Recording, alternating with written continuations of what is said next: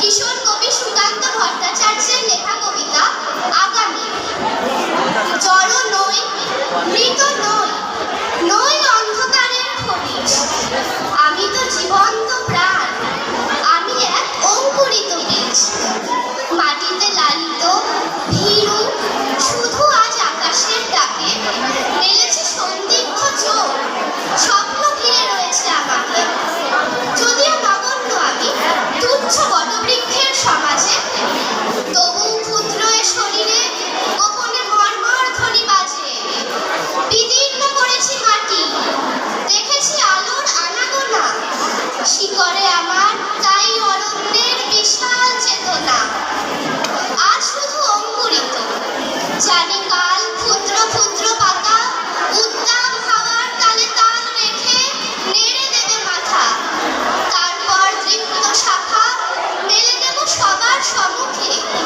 ফোটাবো বিস্মিত ফুল প্রতিবেশী গাছেদের মুখে। সংহত কঠিন ঝড়ে দৃঢ় প্রাণ প্রত্যেক শিকড়।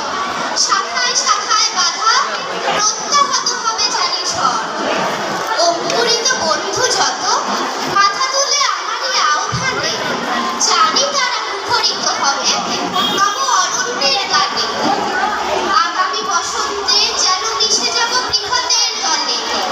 জয়ধ্বনি কিশলয় সংবর্ধনা জানাবে সকলে। ক্ষুদ্র আমি, তুচ্ছ নই, জানি আমি ভাবি বনস্পতি।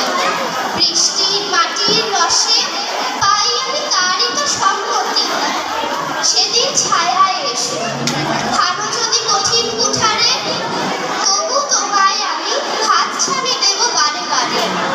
ফল দেব, ফুল দেব, দেব আমি পাখিরও পূজন। একই মাটিতে পুষ্ট তোমাদের আপনার জন। নমস্কার।